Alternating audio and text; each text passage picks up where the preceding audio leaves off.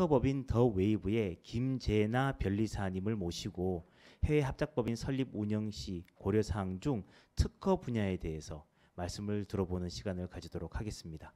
그러면 특허법인 더 웨이브의 김재나 변리사님 모시겠습니다. 네, 안녕하세요. 해외 합작법인과 관련한 IP 확보 전략에 대해서 발표를 맡게 된 김재나 변리사입니다. 먼저 이 발표는 해외 IP 출원은 국내 출원과는 무척이나 다른 특성이 있기 때문에 해외 IP 출원의 기초 그리고 IP 확보 전략에 대해서 먼저 설명을 드린 후에 합작법인 및 합작법인의 유지에 의해서 생성된 공동개발 IP에 대해서 어떤 전략을 가지고 갈지에 대해서 발표하는 시간을 갖도록 하겠습니다. 먼저 간략히 IP 출원의 기초에 대해서 먼저 알아보겠습니다. 보통 IP라고 하면 Intellectual Property로 산업재산권, 저작권, 지식재산권을 포함하는 광의의 의미로 사용을 되고 있습니다. 그러나 보통 저희가 IP라고 한다면 특허, 실용신안, 디자인, 상표 등의 산업재산권법을 협의의 의미로 사용을 하고 있습니다. 특허, 실용신안, 디자인, 상표는 각각 특허법, 실용신안법, 상표법 그리고 디자인 보호법에 의해서 보호받고 있습니다. 일단 IP 출원을 고려하시는 경우에는 IP 출원이 해외에 나갈 때 어떤 방식으로 출원되고 있는지에 대한 이해가 먼저 필요합니다. 최근 세계 경제 글로벌화에 따라서 국내는 물론 해외 특허, 상표, 해외 디자인 등록에 대해서 관심이 모두 높습니다. 그러나 국제 특허, 국제 상표 등을 언급하는 것은 잘못된 것으로 해외 IP는 모두 각국 독립의 원칙에 의해서 각국의 독립적으로 권리를 가져가야 합니다. 즉 해외 IP 확보를 위해서는 해외 IP를 받은 국가에 대해서만 배타적이 인정되는 속지주의를 취하고 있습니다. 따라서 각국의 별도의 해외 출원이 필요합니다. 해외 출원의 두 가지 방법으로는 파리 조약에 따라 개별국의 별도의 출원을 하는 방법과 PCT 국제 출원 제도를 이용하는 방법이 있습니다. 두 가지 모두 국내 출원으로부터 우선권 기간 내에 출원을 해야 특허 요건 판단 시 특허 출원일의 소급표를 받을 수 있습니다.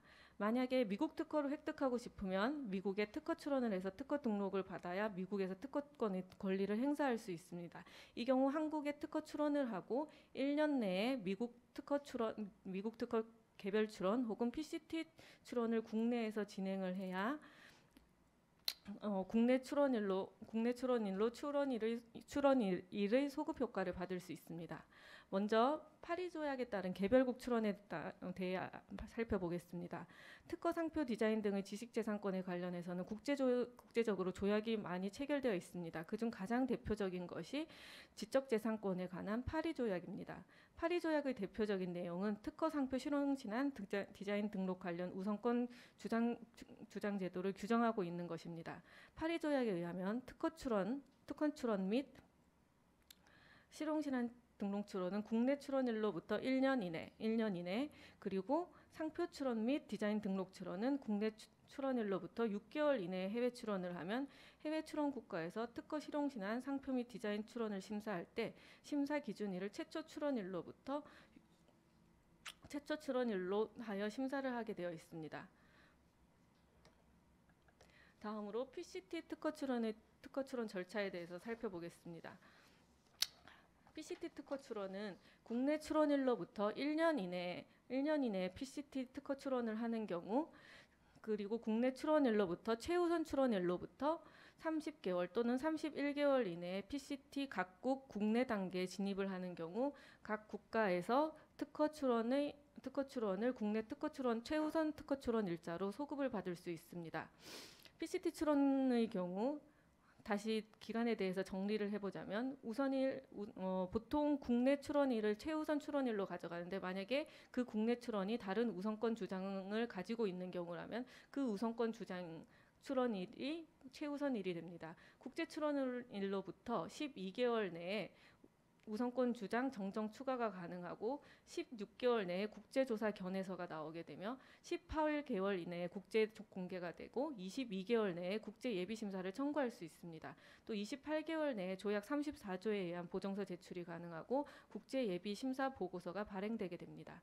또 30개월 또는 31개월 내에 만약에 중국에 출원하고자 한다면 중국어로 중국 특허청에 번역문을 제출해야 하고 미국에 출원하고자 하는 경우에는 미국 특허청에 영어로 번역문을 제출하여야 합니다. 이렇게 번역문을 제출하는 과정을 국내 진입 단계에 진입한다라고 말을 합니다. PCT 출원의 장점으로는 우선권 확보가 일단 용이합니다. 하나의 출원으로 PCT 조약에 가입된 약 130개국에 한꺼번에 출원을 진행을 할 수 있습니다. 따라서 초기 비용이 적다는 장점이 존재합니다. 개별국가 해외 출원의 단점과 비교되는 부분인데요. 초기 해외 특허 출원 비용이 빨리 소요되게 됩니다. 개별국 출원의 경우에는 개별국 출원에 출원을 하면서 바로 번역문을 제출하여야 하기 때문에 국내 출원일로부터 1년 이내에 모든 국가의 번역문을 진출하고자 하는 국가의 번역문을 준비해야 합니다. 이에 반해 해외 특허 출원은 초기에 국내 대리인 비용과 PCT 국제 출원 수수료만 소요되므로 초기 비용 부담 면에서 개별국가 해외 출원보다 매우 유리한 점이 있습니다. 그러나 그리고 PCT 특허 출원의 경우 특허성이 먼저 예측 가능합니다. 앞에서 살펴보았다시피 국제조사 또는 국제예비심사 단계에 의해서 해당 특허의 특허성에 대해서 먼저 판단을 받아볼 기회를 가질 수 있습니다. 또한 이렇게 판단 기회를 부여받으면서 마찬가지로 보정 기회도 부여받게 되는데요. 국제 단계 및 국내 단계에서 조약 19조에 의한 보정서, 그리고 조약 34조에 의한 보정서, 그리고 국내 단계에서는 또 개별 국가의 국내 단계에서 보정을 할 수 있는 기회까지 부여받게 되므로 보정의 기회가 일반 개별국 출원보다는 훨씬 많다고 할 수 있습니다. 그러나 PCT 출원의 단점으로는 먼저 앞서 살펴본 바와 같이 PCT 출원 자체의 절차가 굉장히 복잡하기 때문에 대리인을 반드시 필요로 한다는 단점이 있습니다. 또 오히려 총 비용은 증가할 수 있는데요. 개별국 출원에 비해서 PCT 단계의 수수료가 추가적으로 소요가 되므로 국제 단계의 비용이 추가로 발생하는 문제점이 있습니다. 개별국가 해외 특허 출원의 경우 해외에서 심사를 빨리 받을 수 있지만 국내 대행기관이 관리하는 데 부담이 적습니다. 이에 비해서 PCT 국제 출원은 출원 후에 지정 국가에서 30개월 또는 31개월이라는 이내에 특허청에 진입을 할 수 있으므로 심사가 오히려 또 늦어질 수가 있습니다. 그리고 PCT 국제 출원의 경우 절차가 엄격하기 때문에 국내 대리인의 관리 면에서 좀 부담이 발생하고 따라서 이로 인한 추가적인 비용이 발생한다는 문제점도 있습니다. 또 앞서 살펴본 그 PCT 출원의 장점인 특허성이 예측 가능하고 보정 기회가 많다는 점이 단점으로 작용할 수도 있습니다. 특허 요건을 국제조사, 국제예비심사 단계에서 추가적으로 심사를 진행을 하기 때문에 오히려 특허성 판단이 엄격하게 이루어질 수 있어 출원인에게 불리하다는 단점도 존재합니다. 따라서 해외 출원 국가의 수가 적은 경우 예를 들어 5개국 정도 이내에는 개별국가 해외 특허 출원 방식을 선택할 것을 권장하고 해외 특허 출원의 국가의 수가 많을 때에는 초기 비용 문제로 PCT 국제 출원을 하는 것을 고려해 보실 수도 있습니다. 다음으로 특허가 아닌 상표 국제 출원이라 할 수 있는 마드리드 상표 출원에 대해서 설명을 드리겠습니다. 통상적인 해외 상표 출원은 개별 국가에서 상표를 출원해야 하지만 마드리드 시스템에 의한 출원의 경우 기초 출원 또는 기초 등록을 전제로 국내 특허청에 하나의 출원서를 제출하고 국제사무국을 통해 마드리드 의정서 가입국 중 원하는 나라로 상표를 출원할 수 있습니다. 마드리드 시스템은 PCT 제도와 달리 국제사무국이 단순히 중개 역할을 하는 데 그치는 것이 아니라 국제 등록부를 작성하고 개별국의 심사 및 권리의 등록과 변동을 관리합니다. 따라서 마드리드 상표 출원 제도는 상표 등록을 위한 사항들을 국제사무국에서 먼저 접수받고 각국의 특허청으로 배분해 줍니다. 또한 국제사무국에서 통합적으로 하나의 상표권을 관리하기 때문에 비용 관리 면에서 보다 편리하게 진행될 수 있습니다. 마드리드 출원의 장단점을 살펴보자면 마드리드 출원의 장점은 먼저 해외 상표 출원 절차의 간편화가 가능합니다. 국제사무국을 통해 국제사무국이 모든 출원 절차를 관할하기 때문에 개별국의 상표 출원을 하는 것보다는 훨씬 더 절차가 간편할 수 있습니다.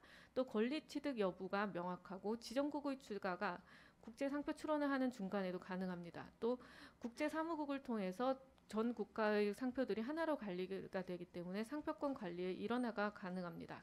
특히 획일화되고 체계화된 브랜드를 한 번에 확장하는 경우에는 마드리드 상표 출원 제도를 활용하는 것이 매우 유리합니다. 개별국에 진입하여 서로 다른 대응을 하는 것보다는 하나의 상표를 여러 개의 국가에 한 번에 크게 확장하는 것이 훨씬 유리하기 때문입니다.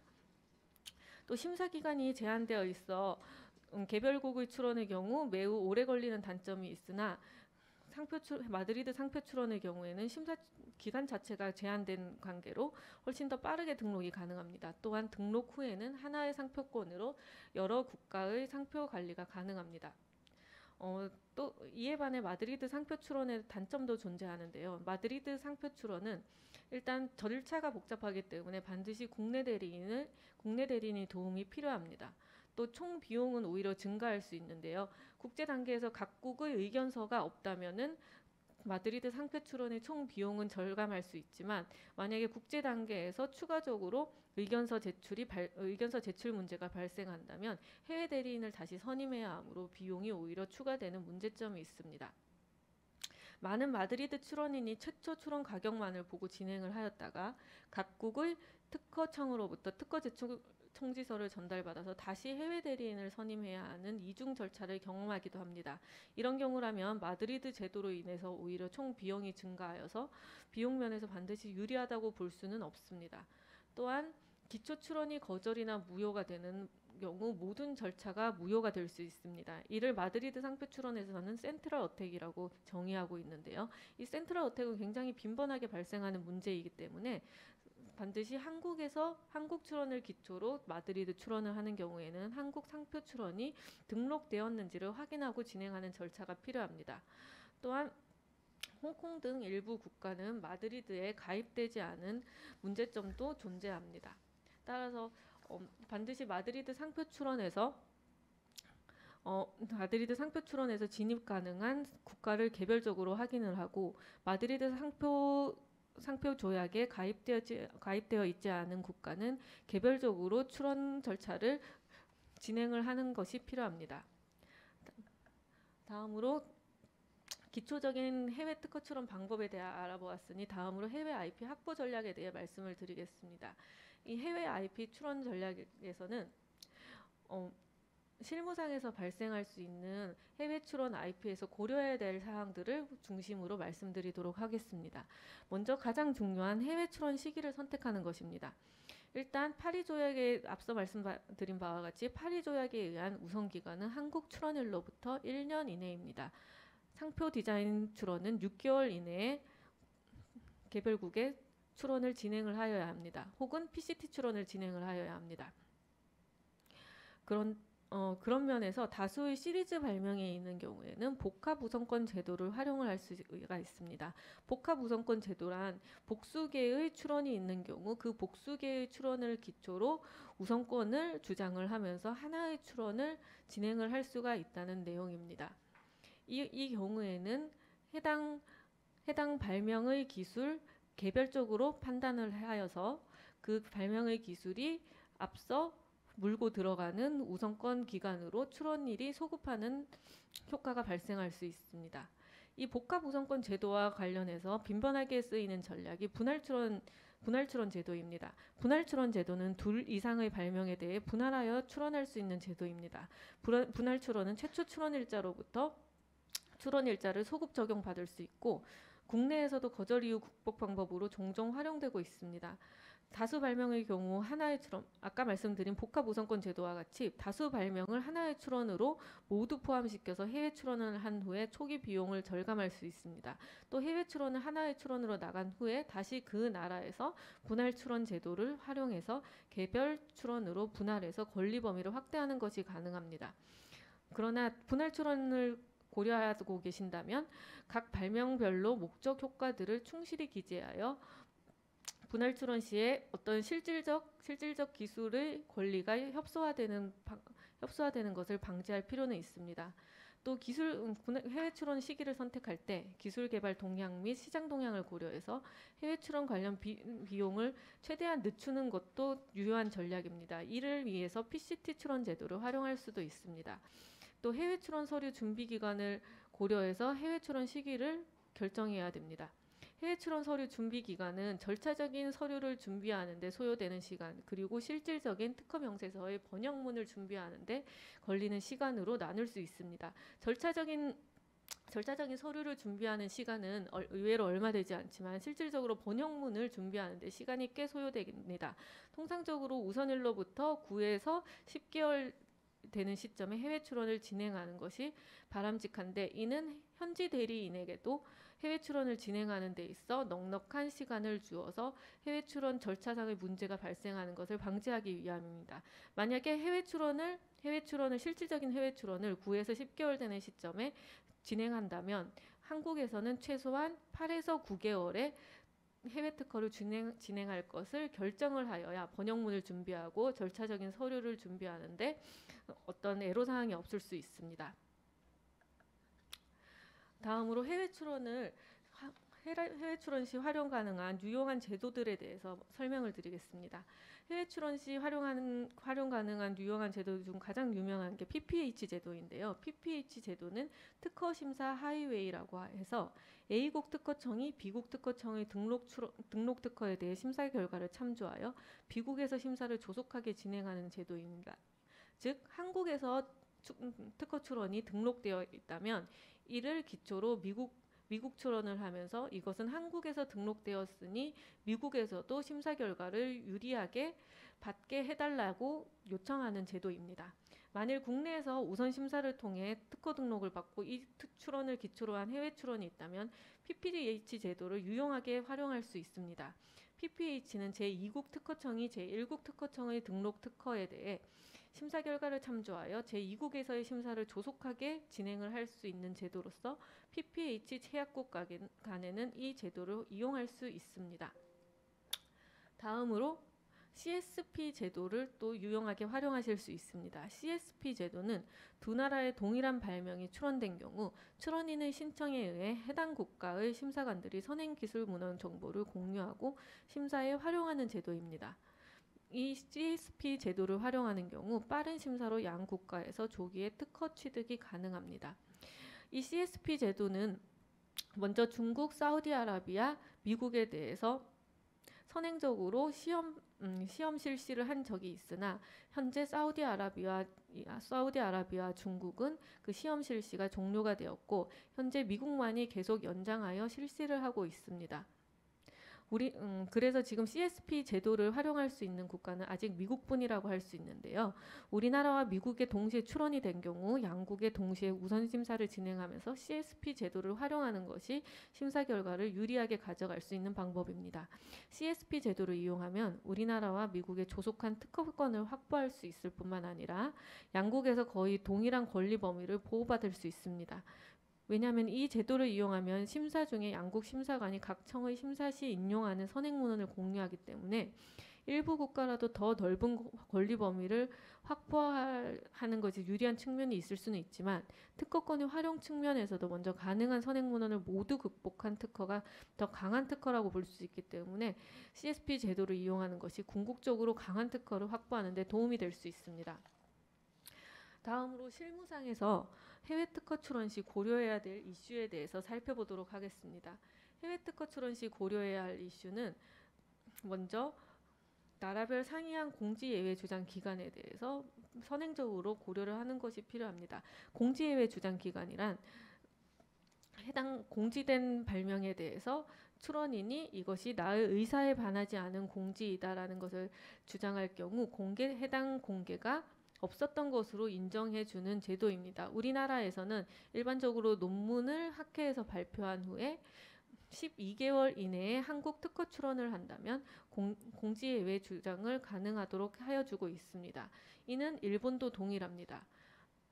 다음으로 미국은 공지일로부터 12개월 내에 유효 출원을 하는 경우 공지예외 주장을 가능하도록 규정하고 있습니다. 이때 유효 출원은 선출원 또는 최선출원을 말하는 것이기 때문에 한국 출원을 우선권으로 하여 미국 출원을 하는 경우 한국 출원에서 공지예외 주장이 있었다면 미국 출원도 공지예외 주장을 받아들여 주므로 문제가 될 것은 없습니다. 그러나 문제가 되는 것은 중국 및 유럽입니다. 중국은 공지일로부터 6개월 내에 유효 출원이 있는 경우에만 공지예외 주장을 인정하여 주고 있습니다. 그런데 문제는 이 공지 사항이 중국 정부가 승인한 박람회 또는 학회에 대해서만 정당한 공지예외 주장을 받아들여 주고 있습니다. 그런데 중국 정부가 승인한 박람회와 학회는 그 범위가 매우 좁으므로 국내 학회 또는 공인되지 않은 국제 학회에 대해서는 공지예외가 거의 불가능한 실정이라고 볼 수 있습니다. 또한 유럽은 공지일로부터 6개월 내에 공지예외 주장 기간을 인정을 하지만 그것은 공식적으로 인정된 국제 박람회에 대해서만 가능합니다. 따라서 중국과 유럽은 실무적으로 거의 공지예외 주장이 불가능하다고 할 수 있습니다. 따라서 만약에 우리나라에서 공지예외 주장을 하고 싶다고 할 때 그 공지예외 주장의 사유가 되는 공개 행위가 어떤 정당한 보호를 받기 위해서는 해외 출원 시 차라리 공지예외 주장을 삭제하고 나가는 것이 바람직합니다. 또 요즘 많이 발생하는 문제로는 발명자 기재 여부 문제가 있는데요. 보통 대부분의 국가에서는 한국 포함해서 대부분의 국가는 발명자는 명예직입니다. 따라서 직무 발명 규정에 의해 발명의 권리를 회사가 자동적으로 승계합니다. 따라서 발명자 관련한 문제가 권리상으로 발생할 여지가 많지 않습니다. 그러나 미국은 특허법상 미국 출원 시 반드시 발명자의 선언서 그리고 양도계약 또는 위임장을 제출할 필요가 있습니다. 이 선언서, 양도계약, 위임장에는 반드시 발명자의 사인이 들어가야 합니다. 그러나 위임장을 제출하지 않을 경우에도 출원 및 등록에는 문제는 없습니다. 그러나 후에 정당한 발명자가 이의를 제기할 경우에는 특허 출원 또는 등록 권리 안정성에 심각한 문제가 발생할 수 있습니다. 이직이 번번한 최근의 특성상 이직 혹은 발명자가 미국 출원의 선언서 또는 양도계약 위임장에 사인을 거부할 경우에는 출원 발명의 안정성에 문제가 생길 수 있습니다. 따라서 국내 발명에서는 발명자가 명예직이므로 국내 출원 단계에서 발명자를 제외하거나 혹은 해외 출원 직전에 발명자를 삭제하고 해외 출원을 도모하는 것이 안정적으로 해외 출원 권리를 가져갈 수 있는 방법이라 할 수 있습니다. 이제 본격적으로 합작법인과 관련해서 합작법인의 생성 및 IP 출자에 대해서 먼저 살펴보겠습니다. 먼저 합작법인은 모든 단계에 있어 민감한 IP 분쟁 이슈를 가지고 있다고 할 수 있습니다. 단일 회사의 물적 및 인적 자원을 활용한 IP 개발 및 실시가 아니기 때문에 훨씬 더 복잡한 IP 이슈들이 발생할 수 있고 그것을 해결하는 데 민감한 계약서상의 조약들이 필요할 수 있습니다. 먼저 단계별로 설립 단계, 그리고 공동 개발 단계, 실시 단계, 종료 단계에서 각각 IP 이슈가 발생할 수 있습니다. 먼저 설립 단계에서는 당사자 A가 출자한 IP, 그리고 당사자 B가 출자한 IP를 어떻게 권리를 가져가고 소유권을 넘기며 라이센스를 줄 것이에 대한 문제가 발생할 수 있습니다. 그리고 합작법인을 운용하는 단계에서 공동으로 개발한 IP인 공동 IP에 대해서 실시를 할 때 당사자 A가, 당사자 B가 혹은 합작법인이 이 공동 IP를 실시하고 개발하는 과정을 어떻게 규정할 것인지에 대한 문제가 발생합니다. 또한 합작법인이 해산 또는 종료되었을 때 당사자 A가 출자했던 IP, 그리고 당사자 B가 출자했던 IP, 그리고 마지막으로 공동 IP에 대해서 어떻게 소유권 문제, 라이센스 문제 혹은 추후 개발된 파생 IP에 대해서 처리할 것인지에 대한 문제가 존재할 수 있습니다. 이 발표에서는 구체적인 갈등 사례보다는 일반적으로 발생할 수 있는 IP 이슈에 대해서 알아보고 계약서상 어떤 것을 고려하고 명문화해야 하는지에 대해 먼저 안내드리겠습니다. 합작 투자의 유형에 대해서 먼저 살펴보면 합작 투자의 유형은 일단 먼저 전략적 제휴 또는 별도 법인을 생성하는 방법이 있을 수 있습니다. 합작 투자의 종류에는 지금 먼저 설립 단계에서 당사자 A와 당사자 A가 출자한 IP 그리고 당사자 B가 출자한 IP가 있을 때 전략적 제휴 단계에서는 당사자 간 관계 및 공동 IP 개발을 관리하는 하나 이상의 계약을 체결하는 것을 전략적 제휴 형식이라고 합니다.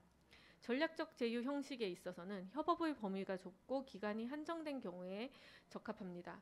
또 전략적 제휴 관계에서는 문서화 작업, 즉 계약서 작성 과정이 좀 덜 번거롭고 그에 대한 긴장도도 낮기 때문에 수월하게 이 단계를 거칠 수 있습니다. 그러나 계약서 문서화 작성이 덜 첨예하기 때문에 그만큼 나중의 IP 문제가 훨씬 더 복잡해질 수 있다는 문제점이 존재합니다. 보통 전략적 제휴 관계에서는 비밀 유지 협약이나 공동 계약 개발 협약을 통해 이 관계를 유지하고 있습니다.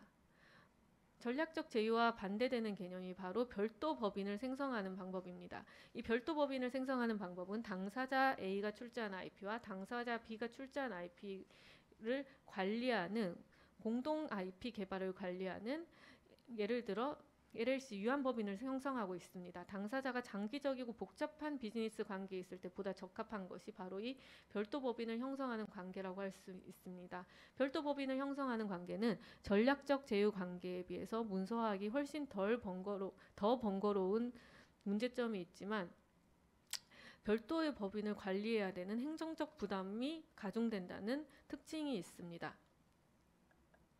다음으로 합작법인과 IP 출자의 방법에 대해서 본격적으로 살펴보도록 하겠습니다. 일단 합작법인을 설립할 때는 각 당사자들이 가지고 있는 IP를 출자하게 됩니다. IP 출자는 처음에는 먼저 당사자 간 그리고 합작법인의 IP를 공개하는 과정부터 선행해야 됩니다. 이때 IP를 공개한다는 것은 공개하고 싶은 IP와 영업비밀 등과 관련되어서 공개하기 싫은 IP도 있을 텐데 그렇다면 그 공개하기 싫은 IP는 어떤 것이 있는지 이것을 왜 공개하지 않는지에 대한 계약서상의 합의가 먼저 선행되어야 될 것입니다. 그리고 그 서로 간의 IP를 공개한 후에는 출자 혹은 라이선스를 본격적으로 진행을 하게 됩니다.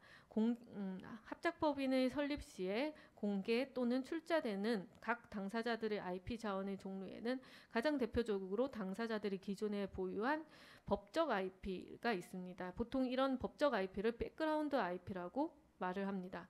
각 당사자들이 소유하고 있는 특허, 상표, 디자인 등의 권리가 여기에 백그라운드 IP에 해당할 수 있습니다.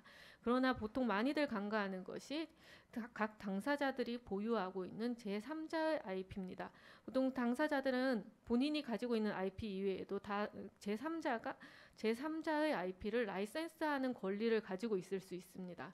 그럼 만약에 일단 보유한 백그라운드 IP와 제3자의 IP가 관련이 되어 있다면 이 라이센스된 IP 권리를 계속하여 합작법인이 사용할 수 있는지 혹은 다른 당사자가 사용할 수 있는지에 대한 규정이 계약서에 반드시 포함되어야 될 필요가 있습니다.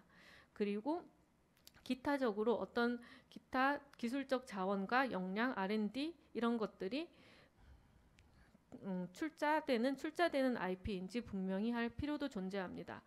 이때 IP 출자와 합작법인의 설립의 계약에 있어서 가장 주의하실 점은 출자되는 상황을 명확히 이해하고 각 당사자가 합의하는 것도 당연히 중요하고 출자되지 않는 사항을 반드시 명확히 이해하고 정의하는 것도 중요합니다. 아까 말씀드린 영업비밀과 직접적으로 관계되는 IP 혹은 후에 설명드릴 부분인데 브랜딩과 관련된 상표 IP에 대해서는 어떤 출자되지 않는 사항이 명확히 규정되었고 넘어가는 것이 나중에 IP 분쟁을 막을 수 있는 방법입니다. 일단 IP 출자를 정의하는데 실무상 계약서에서 필요한 논의사항은 일단 합작법인의 목적에 대해서 반드시 각 당사자 간 합의가 이루어져야 됩니다. 또 합작법인이 개발할 제품, 프로세스, 서비스에 대한 구체적인 이해가 필요합니다. IP를 사용할 때 그 IP는 기존 제품, 프로세스 또는 서비스에 대한 그대로 사용인지 혹은 개선인지 혹은 새로운 창조인지에 대한 각 당사자들의 이해와 협의가 반드시 필요합니다. 또 IP 출자를 정의할 때 제품 IP 출자와 관련된 제품, 프로세스 그리고 서비스는 어디에서 개발 및 판매되는지에 대해서 각 당사자들은 또 협의가 필요합니다. 이때 또 중요한 점이 합작법인의 파트너가 합작법인의 파트너가 동일하거나 관련된 비즈니스에 관여할 예정이라면 그 당사자들 말고도 합작법인의 파트너가 그 비즈니스에 관여할 때 IP를 사용할 권리가 있는지 라이선스가 주어지는지에 대해서 역시 합의가 필요합니다. 그리고 IP를 출자하기로 결정을 하였다면 합작법인의 IP 출자를 출자된 IP를 사전에 검증하는 과정이 반드시 필요합니다. 왜냐하면은 각 당사자들이 본인이 보유한 백그라운드 IP를 합작법인에 출자할 때 해당 IP에 어떤 심각한 권리상의 결함이 있다면 그것은 또 나중에 IP 분쟁의 소지를 발생시킬 수 있기 때문입니다.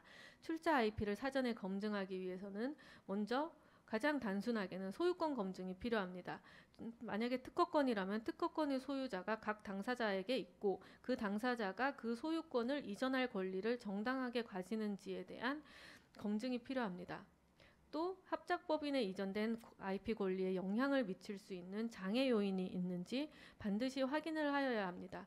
이 합작법인에 이전된 IP를 합작법인이 사용하였을 때 보안 문제는 없는지 혹은 기존제 IP, 즉 혹은 라이선스가 존재해서 기존제 IP를 침해하거나 손해를 입힐 경우 다른 제3자가 이에 대해서 문제를 제기할 상황이 존재할지에 대한 예견이 필요합니다. 만약에 합작법인이 부당 사용할 여지를 주는 IP의 약점이 발견된다면 해당 IP로 인해서 합작법인이 공격 혹은 소송을 받게 될 여지가 있기 때문에 이에 대한 확인은 반드시 필요합니다. 이를 위해서 해당 IP에 대한 동향조사, 리스크 검토, 무효조사 등을 전문적인 대리인을 통해 검증할 필요가 존재합니다. 구체적인 IP의 검증을 위해서는 일단 당사자가 단독 및 독점 소유자인지 확인을 하여야 합니다. 또한 해당 IP에 저당물이 없음을 확인하셔야 하고 다음으로 출자 IP가 제3자의 권리를 침해하지 않다는 각 당사자 간의 합의 그리고 확인이 필요합니다. 앞서 말씀드린 바와 같이 출자 IP가 제3자의 권리를 침해하지 않는다는 것을 확인을 하기 위해서는 동향조사 또는 리스크 검토의 과정이 수반될 수 있습니다. 또 출자 IP가 유지관리의 흠결사항이 없는지 확인하는 과정이 필요합니다. 유지관리의 흠결사항이라 함은 해당 IP가 각 당사자의 단독 및 독점 소유라고 하더라도 당사자가 그 IP의 관리를 소홀히 하여 IP의 권리가 만료되었거나 혹은 다른 사람이 이미 그 IP를 불법적으로 점유 혹은 사용하고 있는 경우에 흠결사항이 발생하여 그 IP의 권리가 훼손되어 있을 수 있습니다. 이런 경우를 반드시 확인하고 넘어가는 과정이 필요합니다. 또는 해당 IP의 라이선스 위반 또는 계약 관련 기타 관련 IP 계약이 없는지 반드시 확인을 해야 되고 그 IP가 오픈소스로 묶여 있다면 IP가 가지는 가장 큰 특징인 독점적 권리가 없어진 것이기 때문에 이에 대한 체크를 하고 넘어가는 것도 반드시 중요합니다. 앞서 유지관리 흠결사항과 관련 있는 문제인데 이것은 권리가 유효하고 존속한지에 각 권리가 속한 국가의 관청에 유효하고 존속한지 여부를 확인하는 과정도 반드시 필요합니다. 그리고 마지막으로 아까 말씀드린 발명자가 미국 출원의 경우 발명자의 선언서, 양도계약 또는 위임장이 필요한데 이 발명자가 권리를 당사자에게 정당하게 위임을 해서 당사자가 위임된 권리를 가지고 있는지에 대한 확인이 필요합니다. 만약에 아까 말씀드린 바와 같이 발명자가 사인 거부 또는 이직 등의 문제로 인해서 발명자의 동의 없이 미국 출원이 된 경우에는 미국 출원 IP의 권리가 상당히 안정성이 저해된 상태라고 할 수 있습니다. 일단 보유하고 있는 IP를 각 당사자가 합작법인에 출자할 때는 실무적으로 계약서에 반드시 성공 비보증 조약에 대해서 포함을 시키는 것이 좋습니다. 왜냐하면 각 당사자들은 IP에 대해서 최대한 없거나 유지 관리에 흠결이 없거나 라이선스 위반이 없거나에 대해서 상대방 당사자한테 보증하는 계약을 체결하게 될 테지만 이것은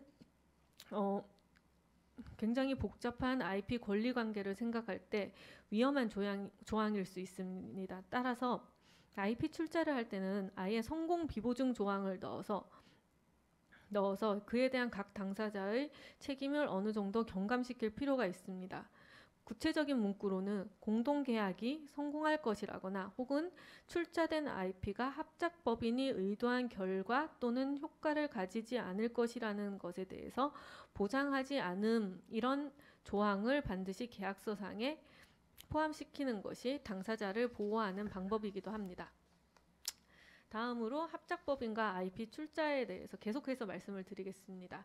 출자 IP의 계약서상 문서화가 필요한 사항은 합작법인의 일부로 생성된 IP의 개발, 사용, 소유권, 보호 및 시행과 관련해서 계약서상 이러한 조항에 대해서 문서화가 반드시 필요합니다. 또한 계약 당사자가 IP에 대한 재정적 위험 또는 책임을 부담하는 방법에 대해서 규정을 할 필요가 있습니다.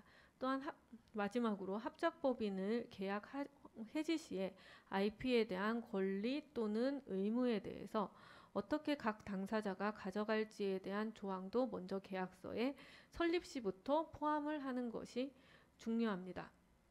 IP의 유형에 대해서 특별하게 고려될 사항이 있어서 말씀을 드리겠습니다. IP 유형은 아까 말씀드린 바와 같이 협의의 의미로 산업재산권 IP를 뜻한다고 할 수 있습니다. 이때 IP의 유형 중 영업비밀이나 노하우가 출자 IP에 포함되는 경우에는 강력한 기밀 유지 조항이 필요합니다. 만약에 합작법인이 해산되는 경우 영업비밀이나 노하우가 어떻게 보호되고 처리되는지에 대해서 각 당사자들이 규정을 할 필요가 있습니다. 또는 다른 벤처 파트너, 즉 당사자가 아닌 제3자가 기밀 유지 조항, 노하우에 대해서 액세스할 필요가 있는지에 대해서도 각 당사자 간에 반드시 규정하고 넘어갈 필요가 있습니다. 또한 그냥 특허 출원 혹은 상표 출원이 아니라 등록된 특허, 등록된 저작권, 등록된 상표의 경우에는 법적 이익이 상실될 시의 문제에 대해서도 반드시 규정하고 넘어가는 과정이 필요합니다. 상표는 일반적으로 상품 사용 및 품질 관리에 대한 자세한 규정을 요구하고 있습니다. 이는 해당 기업의 브랜딩과 관련된 문제이기 때문입니다. 다른 특허 또는 디자인적인 기술적인 권리들과 달리 상표는 사용 양태에 따라 상표의 가치가 달라집니다. 또한 다른 당사자 또는 합작법인에서 오용하는 것으로 인해 한 번 훼손된 상표의 가치는 회복하기가 매우 어렵습니다.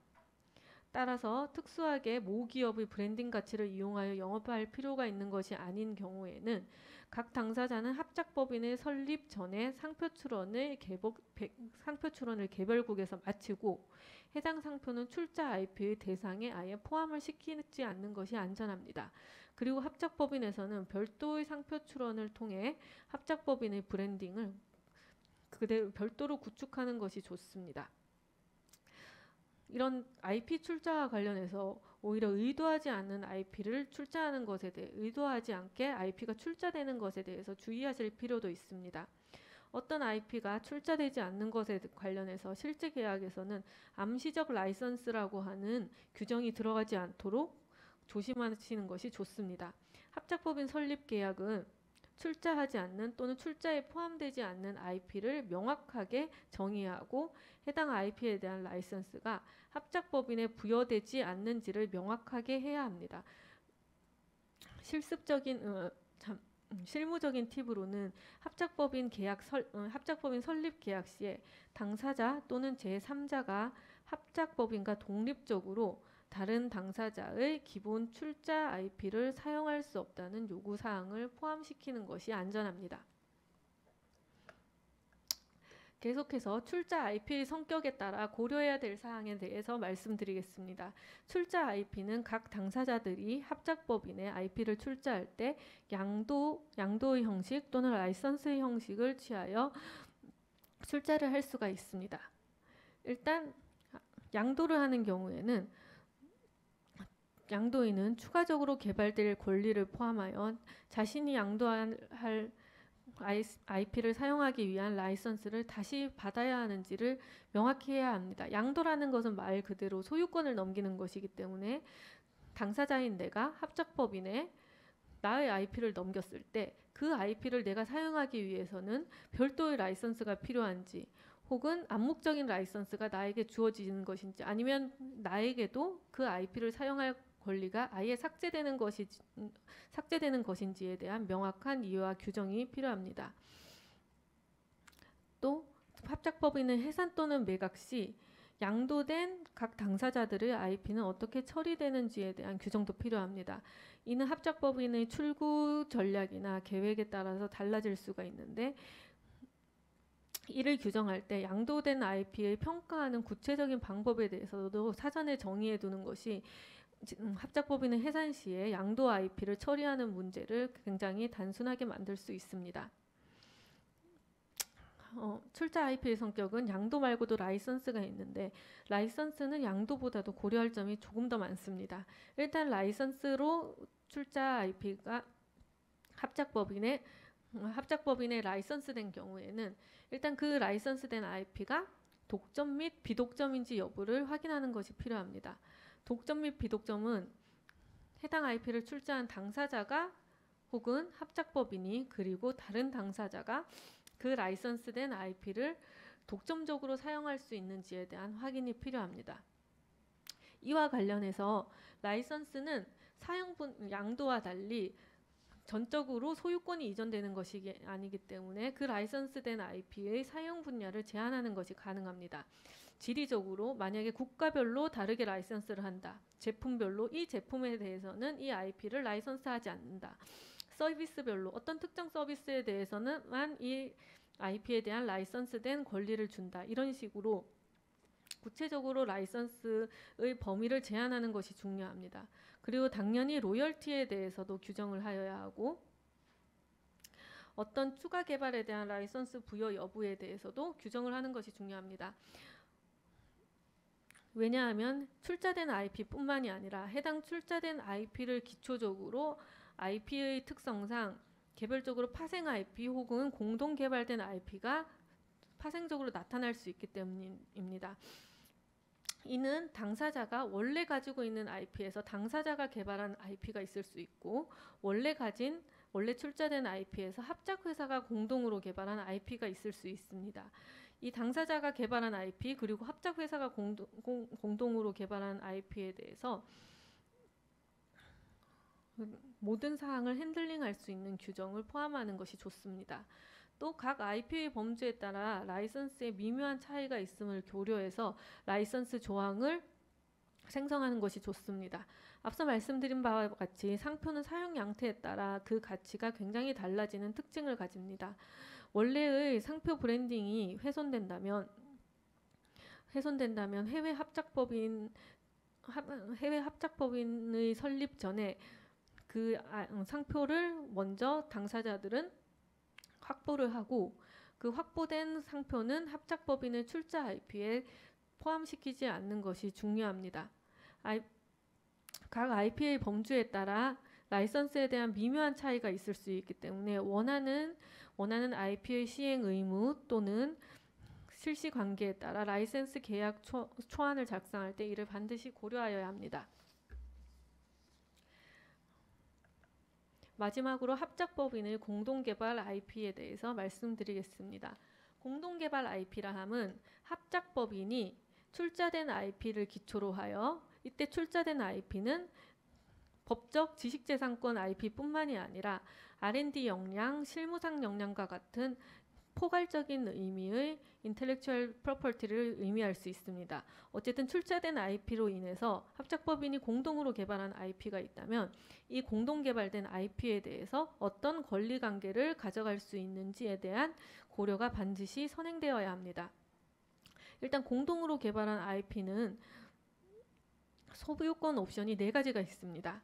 먼저 합작법인이 존속기간 동안 공동 IP를 다 모두 소유하는 방법이 있습니다. 그리고 두 번째로 합작법인의 각 설립 당사자들이 공동 IP를 소유하는 방법이 있습니다.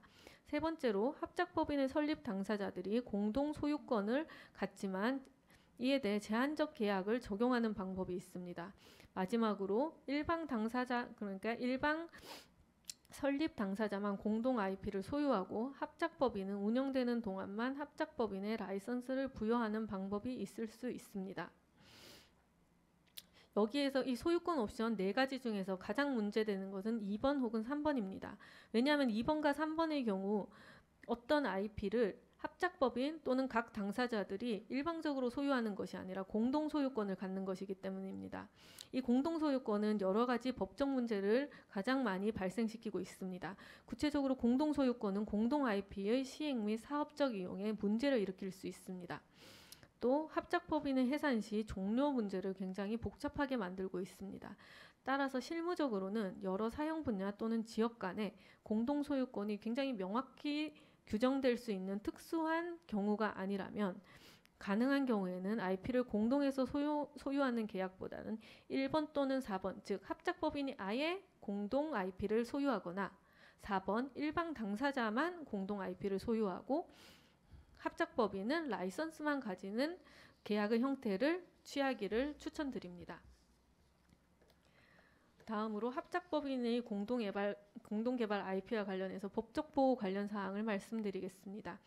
공동 IP 법적 보호를 위해서는 각 당사자가 가진 권리의 한계를 규정할 필요성이 존재합니다.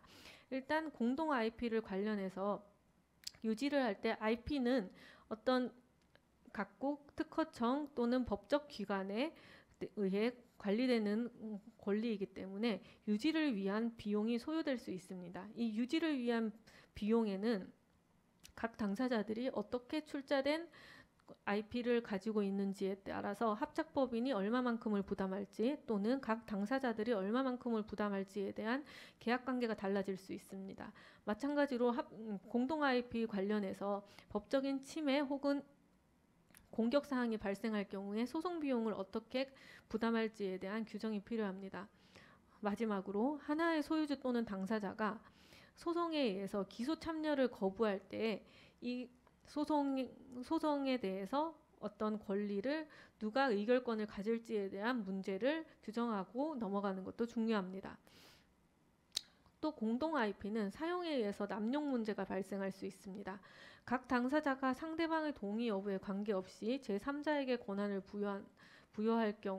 부여한다거나 각 당사자와 수익을 공유하지 않는 경우의 문제가 발생할 수 있습니다. 또 가장 일반적인 분쟁 영역으로는 각 당사자가 합작법인과 사업에 있어서 해당 국가에서 합작법인과 경쟁할 수 있는지 여부가 가장 큰 문제가 되고 있습니다. 각 당사자들은 해외 진출을 위해 합작법인을 사용을 하지만 각자의 이익을 위해서 개별적으로 해당 국가에서 활동을 할 수도 있습니다. 만약에 이 경우에 각 당사자 또는 합작법인이 IP를 사용 또는 실시 그리고 소유하는 문제에 대해서 법적 분쟁이 발생할 수 있으므로 여기에 대해서 경쟁 관계에 대한 명확한 규정이 필요합니다.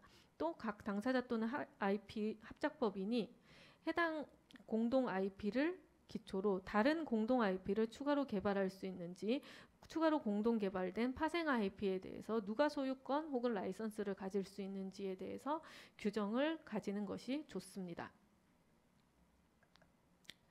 마지막으로 합작법인의 해산에 있어서도 공동 IP는 문제점이 발생할 수 있습니다. 공동 IP를 개발하거나 개발할 목적으로 어느 한쪽 당사자가 계속 액세스할 수 있는지 여부에 대해서 설립 시부터 해산 시 문제점에 대해서 규정하는 것이 중요합니다. 또 합작법인의 목적이 IP 개발이었으나 성공하지 못한 경우에 합작법인은 해산 후에 각 당사자가 IP 개발을 계속할 수 있는지와 개발 성공 사항을 공유할 수 있는지 의무를 규정해야 합니다. 그리고 소유권이 합작법인에 있는 경우 공동 IP의 처리는 출구 전략 또는 계획에 따라 상이하고 당사자의 기여도, 상업적 지위 보호와 가치 평가의 문제, 출자 IP가 공동 IP에 기여한 바를 평가해서 종합적으로 공동 IP를 처리할 필요가 있습니다. 여기까지 저희 합작법인과 관련한 IP 문제에 대해서 말씀드렸습니다. 경청해 주셔서 감사합니다.